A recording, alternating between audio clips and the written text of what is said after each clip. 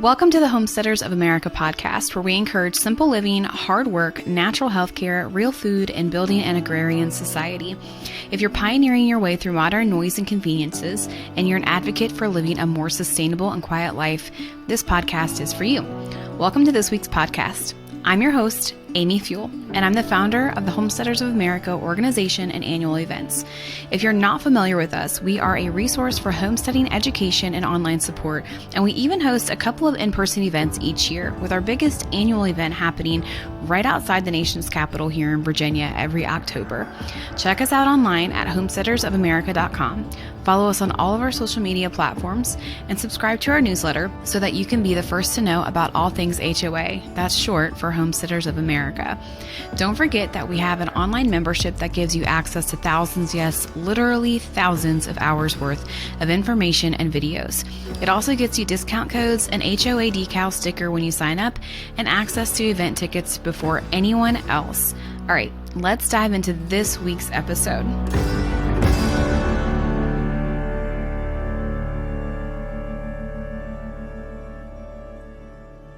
Welcome back to the Homesteaders of America podcast. I'm your host, Amy Fuel, and today we have a special guest with us, like always, right? I always have a guest that's special. We have Beth Declercq. Beth, am I saying your last name right? You said it right.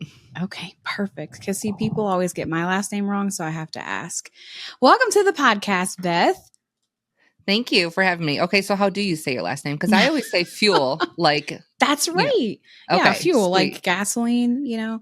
But usually people can say ours right, but they cannot spell it. Like even some of our closest friends, I can they're see not. that. They miss a C. It's a weird one. So yeah, people always say our last name Fuel, and instead of Fuel. And my maiden name was easy. My maiden name was Carpenter. So I'm like, going from Carpenter to Fuel is kind of interesting.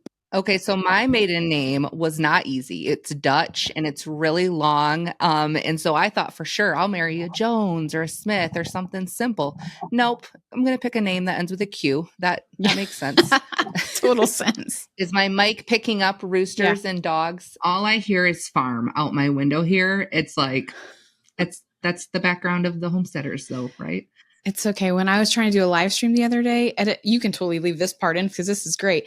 When I was trying to do a live stream the other day, I have a heifer that is in heat and she just wanders our property, and she stood right outside this window that's in front of my computer, and she just mooed and mooed and mooed. And I'm like, stop.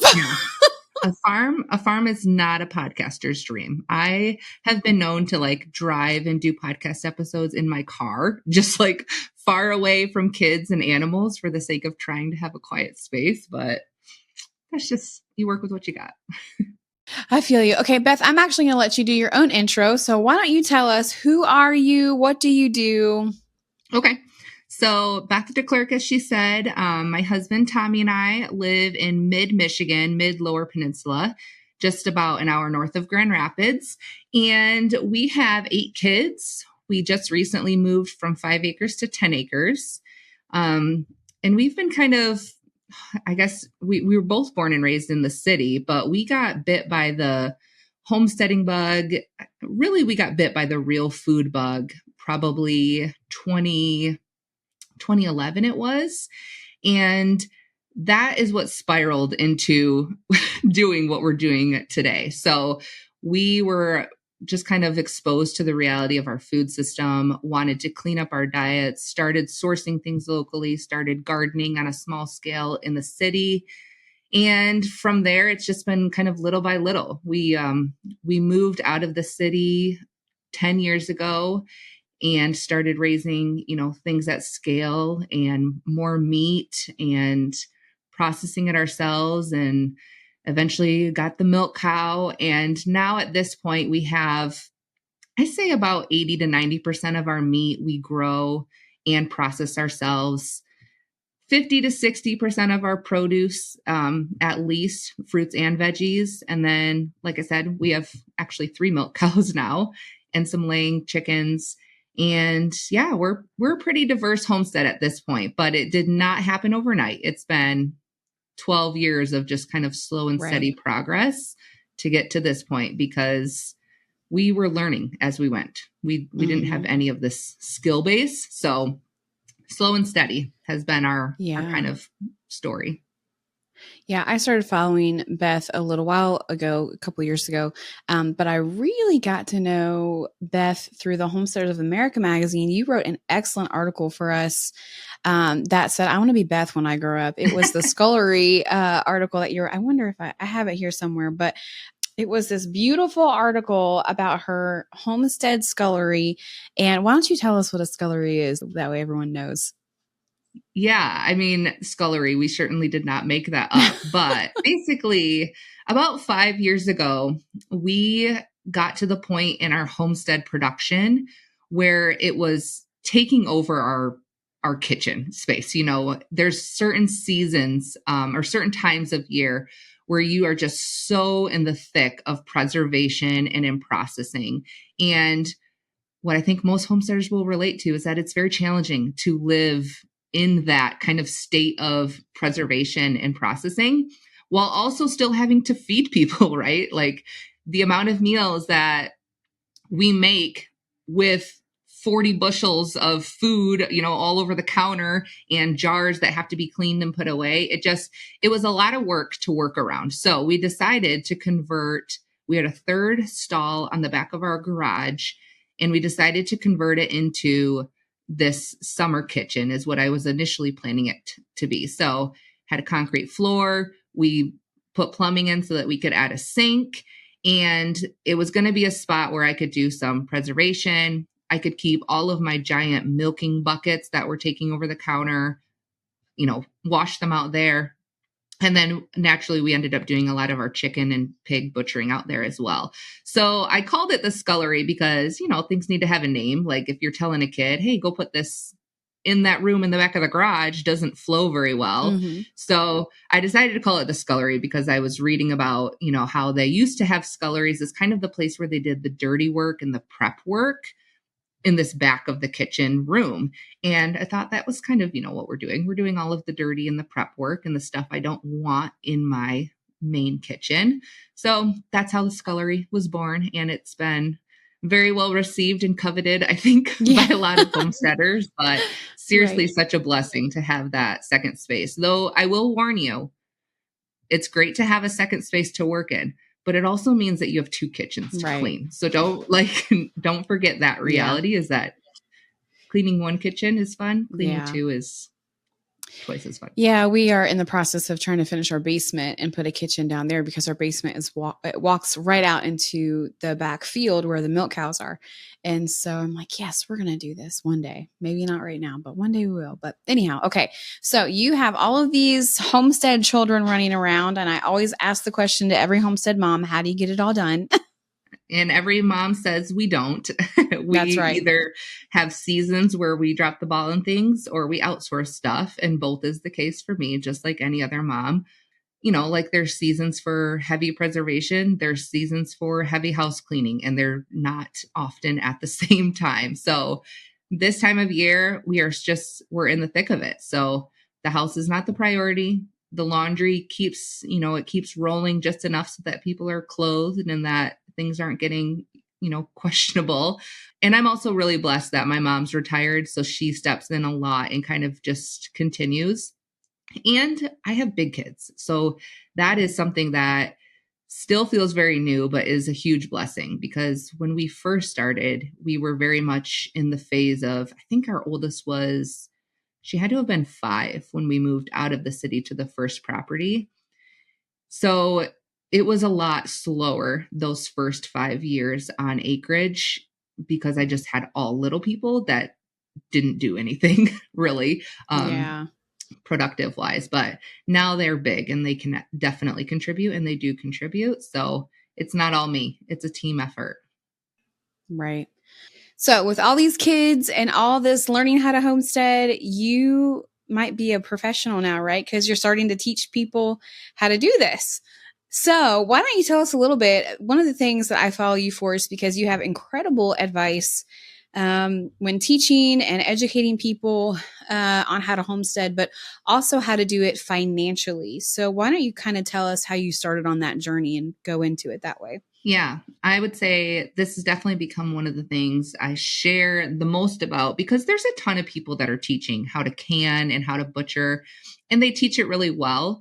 But what I have just naturally shared as we've gone on our journey is just the financial aspect of homesteading. Like, what does it cost to do certain things for us? And that kind of led us into generating income from our homestead as well, which really was just born out of a need to have more money to homestead.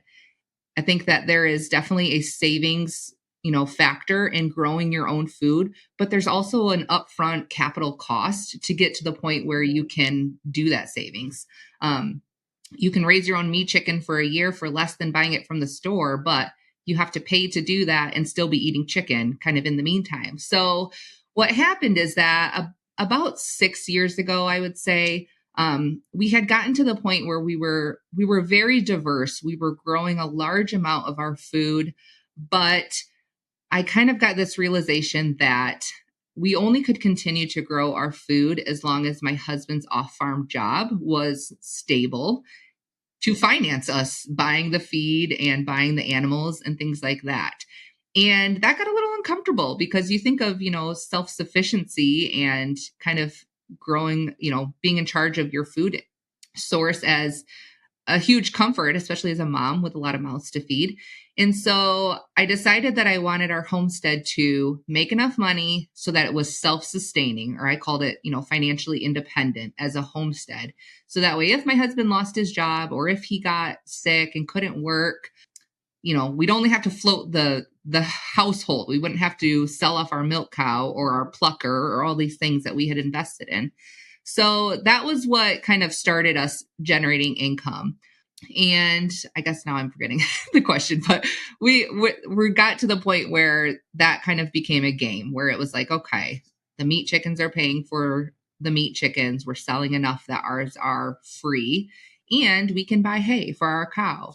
And yeah, I don't know. Do you want me to go into kind of all the different things that we do now for income or what? So what's the first thing that you started selling to really jumpstart this? Was it the chickens?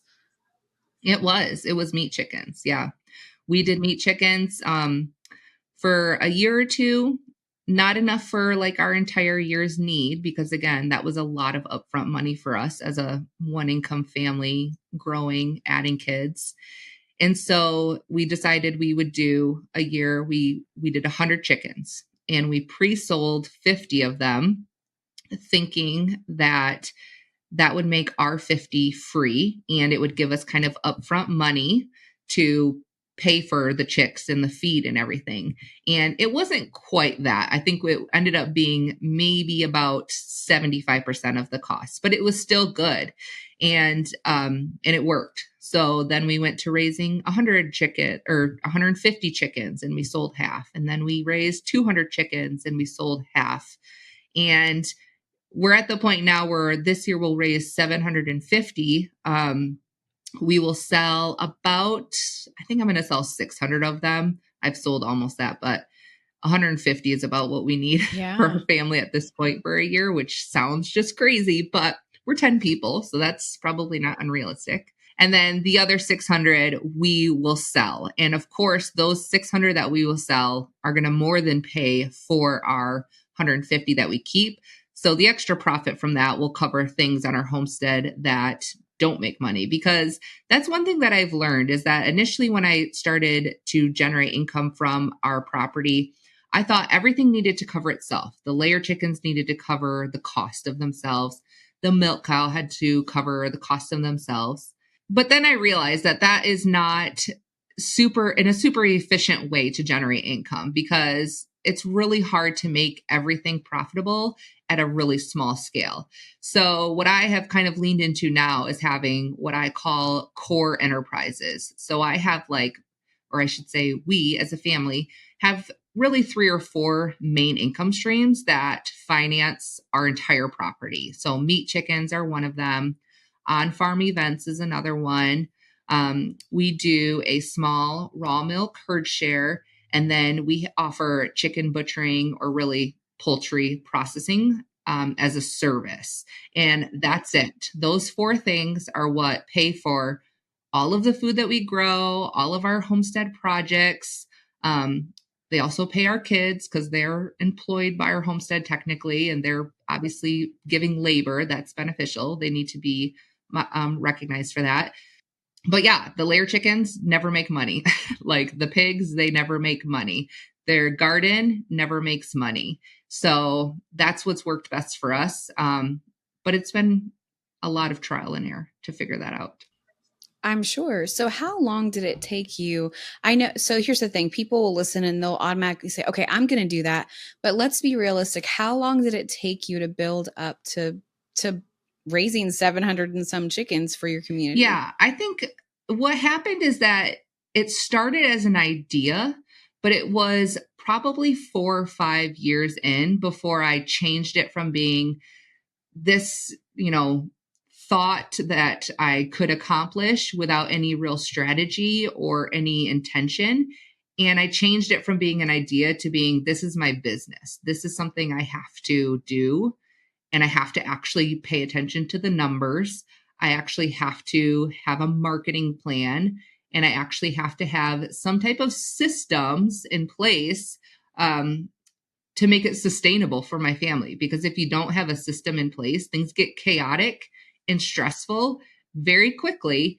And then you quit because it's not working and it's not fun anymore. It's the same for having, any animal. If you get an animal with this idea, let's say you get a milk cow and you're going to have a milk cow and you're going to make all your own home dairy processes, but you don't establish a system that, hey, twice a week, I'm going to go through the milk fridge and deal with everything. And these are my recipes for cheese and yogurt and whatnot. And that's going to be my process. You're going to get 2 weeks into having a milk cow and have 30,000 gallons of milk and be stressed and overwhelmed and out of jars and, want to quit because you can't handle it, or you're just dumping it all to the animals to feed them. So it was not too long, though, after I decided that it was going to be a business to raise meat chickens, that we scaled pretty quickly. I think in 2021, we were only raising, I think we were raising 300, and we kind of went to 400, 500, 750 over the next few years. And we probably could have scaled faster, but again, we had small kids. They were on the cusp of being able to be contributing, but not quite there yet. So as soon as they were, it was like, okay, this is what you're doing now. Yeah. We're taking a break from the podcast so I can tell you a little bit about this year's sponsor, Murray McMurray Hatchery. Murray McMurray officially started his chicken business in 1917. He had always been interested in poultry as a young man and particularly enjoyed showing birds at the local and state fairs. He was in the banking business at the time and sold baby chicks through the bank to area farmers and hobbyists. But now we know Murray McMurray as one of the top homesteaders' choice hatcheries here in the United States. They have all kinds of birds, from show birds to exotic birds to meat birds, because who doesn't want every kind of chicken or poultry possible? They have ducks and all kinds of options for you. Here at Homesteaders of America, Murray McMurray Hatchery has supported homesteaders for at least the last 8 years, or as long as we've been around, and beyond, since 1917. Make sure you check them out at mcmurrayhatchery.com to get your orders in for the year. So let's break off of the farm animals real quick, and we will come back to that because I have some more questions. But you mentioned paying your kids, and I think that is a very underutilized thing for farmers. We pay our kids too. I actually pay my oldest son to milk, I do milk sometimes, but I'm not milking right now with a small baby. And so he's been milking, the last part of my pregnancy up through now, and we pay him to do that. And so why don't you kind of talk a little bit about that and how beneficial that is, especially from the business standpoint? Yeah. So beyond the fact that obviously it's motivating for kids to get paid for their work and not to feel like a grunt, it's super beneficial from a business standpoint. Our homestead personally is set up under an LLC because when you're generating income, there's only so long that you can avoid that being recognized. So we set up an LLC to be the receiver of the income. It's not me personally that's earning income. It's not my husband personally. It's this LLC, our homestead business. And so that way we can put expenses against that income, for tax purposes, to hopefully not end up paying taxes or paying a much less than we would if it was just me straight making an income. So the kids, not only are doing the chores. So here's how we do it. We don't pay the kids for doing chores that contribute to the family. Just like we don't pay them to do dishes or to put away laundry. We don't pay them to do chores that are personal family related. But if it's meat chicken business, if it's butchering business, if it's raw milk business, those are the things they get paid for, because those are the things we get paid for. And we do just like a flat rate depending on what it is. So for processing chickens, they get a flat rate per bird, just because it's way easier for me to keep track of. But you can pay, I don't know, I think it's pretty much the same across the board in all states, but you can pay your kids through your business like $13,000 a year before they have to claim any income that's taxable from it. So that's huge, because we're not going to be able to pay our kids that much a year. But if they're making $5,000 a year that they don't have to pay taxes on when they're 10 years old, that's crazy, because you put that into a savings account, or even better, if you put it into a Roth or something like that, that's just going to set them up so much for the future, while also benefiting us as a business right now. So that's kind of our main incentive with paying them, is just kind of that long-term picture of they're learning how to manage money, and they'll actually have some to work with once they're out of the house. Yeah, a lot of farms. So our farm is set up as an LLC as well. We're not like a registered farm or anything. We're just straight business. Yes. And so we realized once we started making an income off of the farm, okay, we need some more expenses, or otherwise I'm just handing over money to the government, and I don't really like the government. So, and so that's when we started realizing, okay, we can pay our kids. And we were already doing it for some other businesses. Like my oldest son works with my husband, who does HVAC and electrical.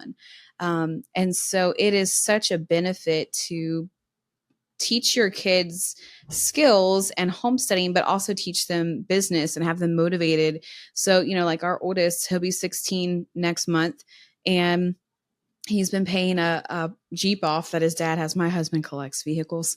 It's great. And so he has this Jeep that our oldest son wanted to buy. And so he's taking that and putting it towards a Jeep. You know what I mean? So it's like, okay, he can buy his first car with his farm money, with his milking money and all of these things. So I love that you do that with your kids too. So anyone who's listening to that, it's definitely an option. I think you're right. I think it is about the same across the board for most states and tax brackets. So I think it's too, like, one thing I've noticed about sharing just financial stuff in general, like on Instagram and whatnot, is that a lot of people have just a limited experience with money when they get into adulthood. What you learn is from your peers or from TV.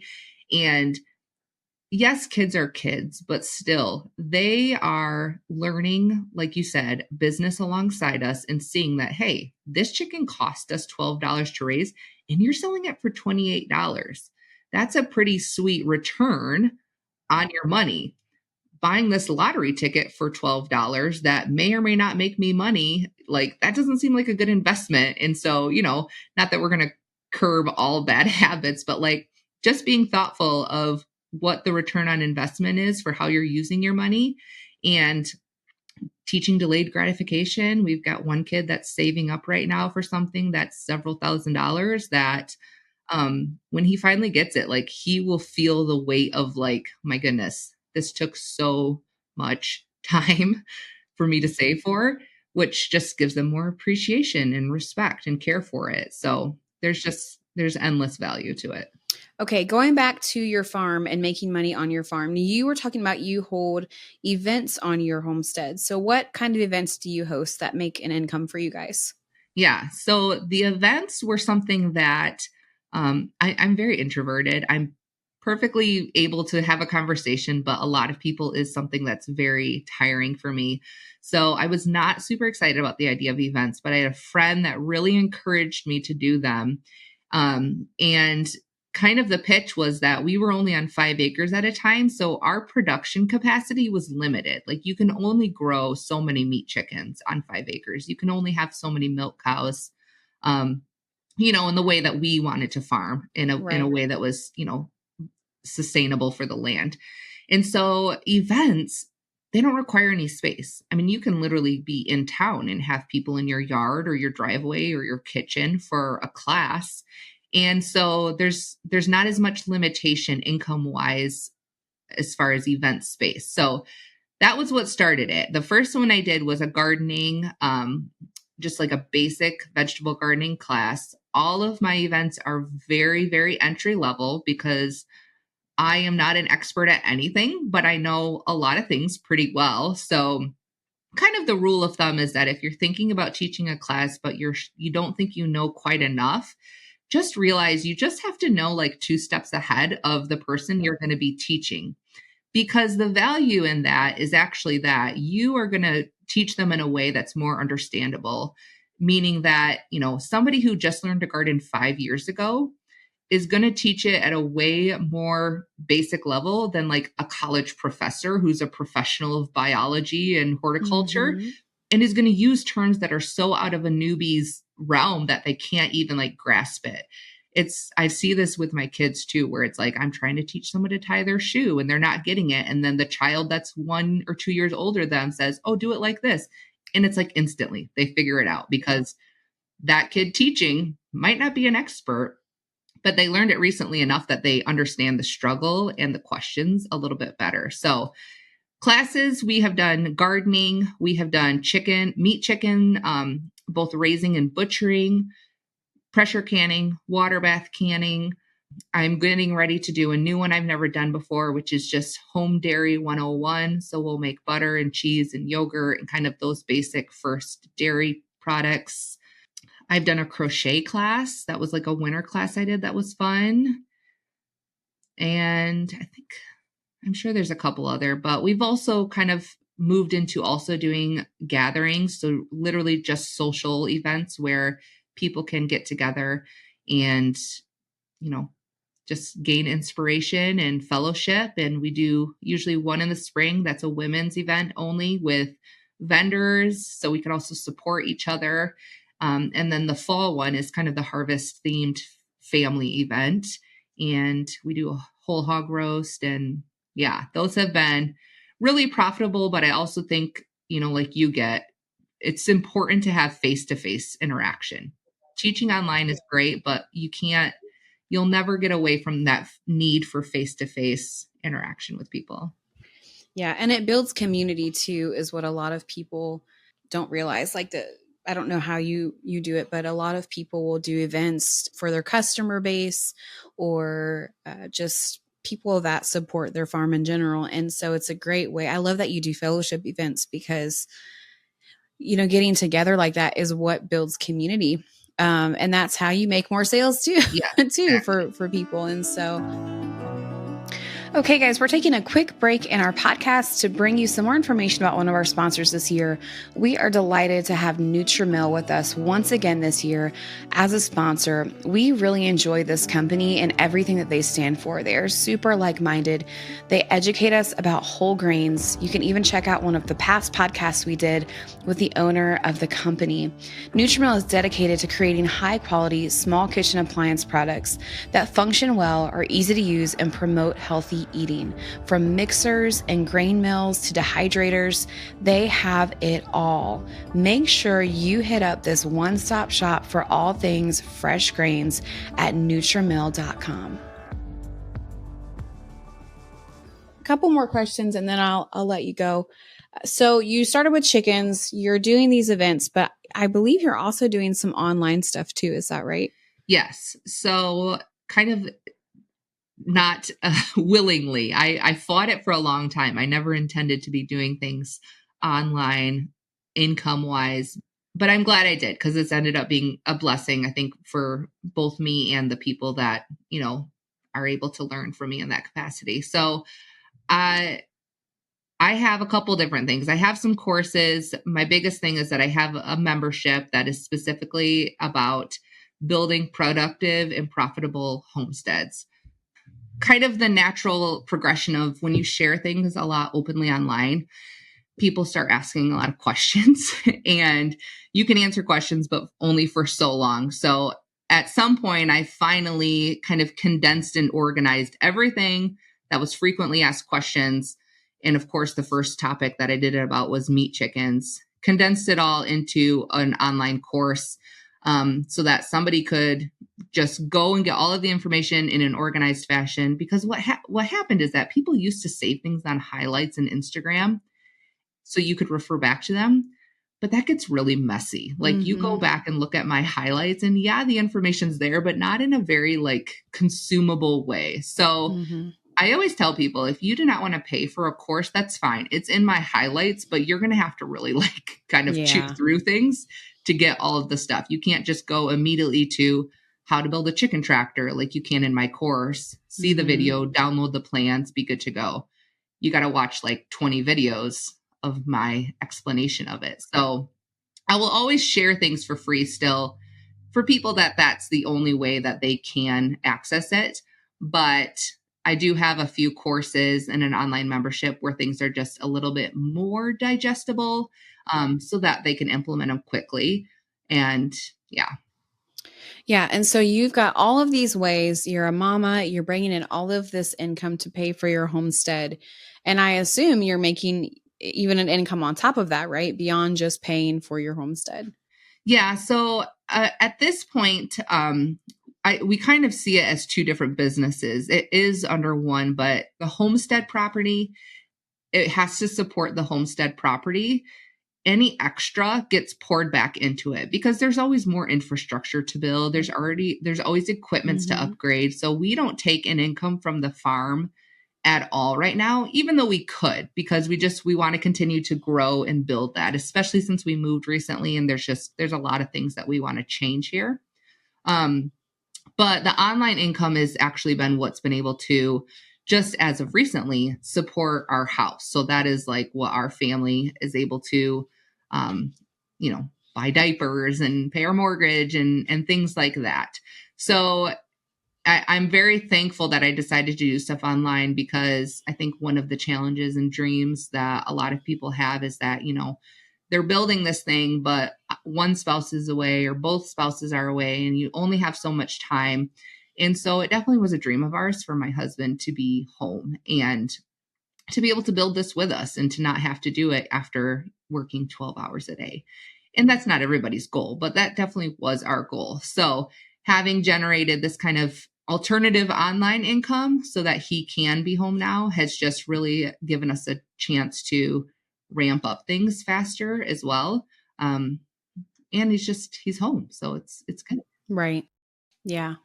Now, I assume you probably had no technology experience before you started building a course. So how did you come about doing that? Because I know I can already hear people, well, that's great, but she probably knew how to do all this stuff before. But most of us didn't. Most of us didn't know how to do these things. So why don't you kind of tell everyone how you did it? Yeah, nope. I didn't know anything. Even though I am technically millennial, I'm 35, like I am very resistant of technology. It's, kind of a necessary evil in some ways, but I have no desire to be like fully, automated and stuff. So I think what I've learned now 5 years into this probably is that there's two ways to figure out new things online that you've not done before. You can do it the way I did it, where it's just trial and error, doing it bad for a really long time until you figure out how to do it semi-decent. But I'm still not good. Like my website, it's there, but it's barely there. It functions, but it is not anything professional by any means.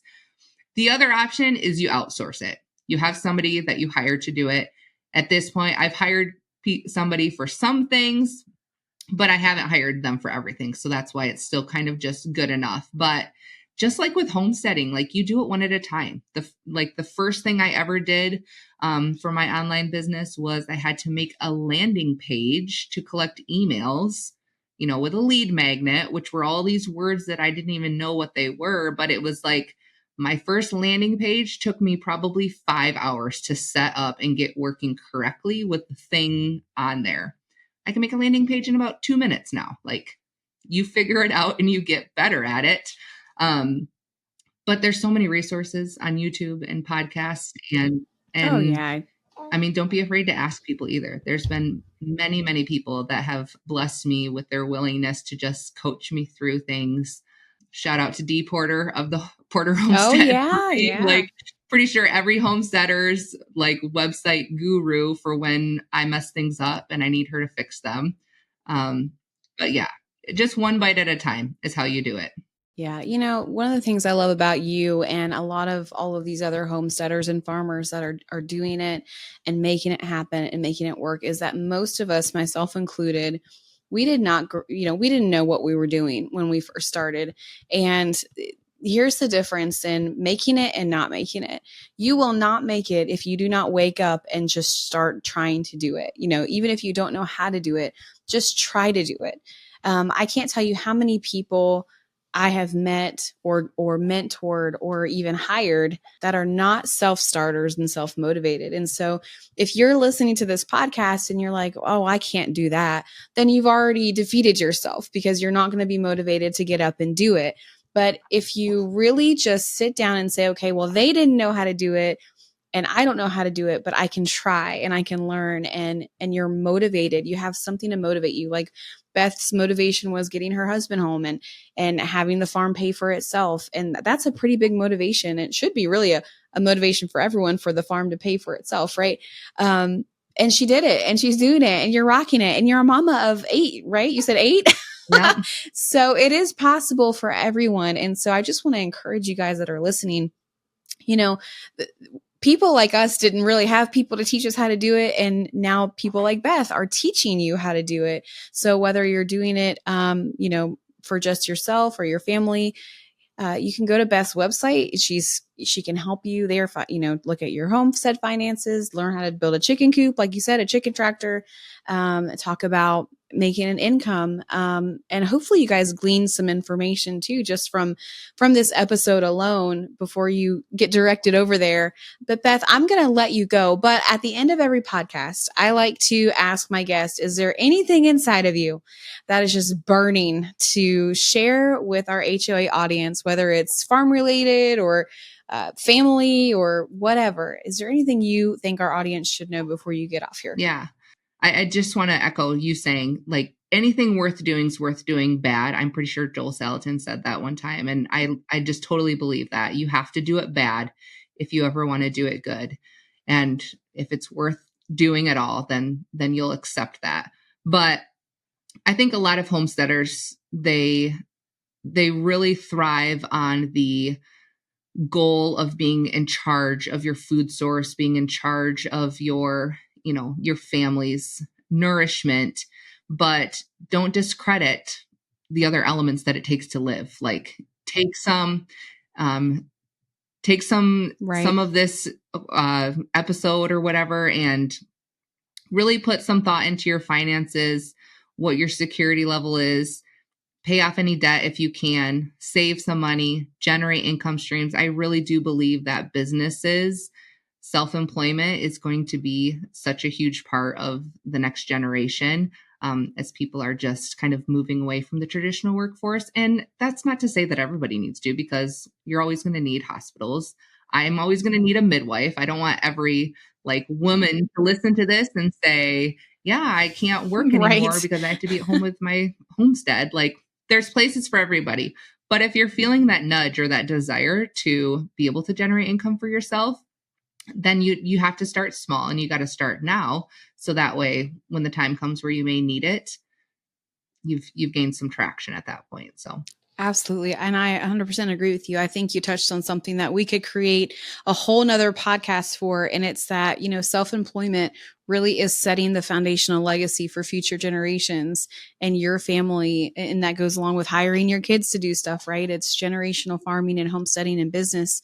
And for whatever is coming, in America and the world, it kind of sets your family up when your farm is paying for itself. And you know what? Your community is definitely going to need your food that you are growing. And so why not get started now? So Beth, thank you so much for coming on the HOA podcast. We really enjoyed it and we will have you on again soon. Thank you. I appreciate it. Good chatting with you. Absolutely. All right, guys, check out the show notes of this episode. You can find all of Beth's information there. If you have any questions, by all means, leave them below on the YouTube channel or wherever you're listening. And until next time, happy homesteading. Hey, thanks for taking the time to listen to this week's Homesteaders of America episode. We really enjoyed having you here. We welcome questions, and you can find the transcript and all the show notes below or on our Homesteaders of America blog post that we have up for this podcast episode. Don't forget to join us online with a membership or just to read blog posts and find out more information about our events at homesteadersofamerica.com. We also have a YouTube channel, and follow us on all of our social media accounts to find out more about homesteading during this time in American history. All right, have a great day and happy homesteading.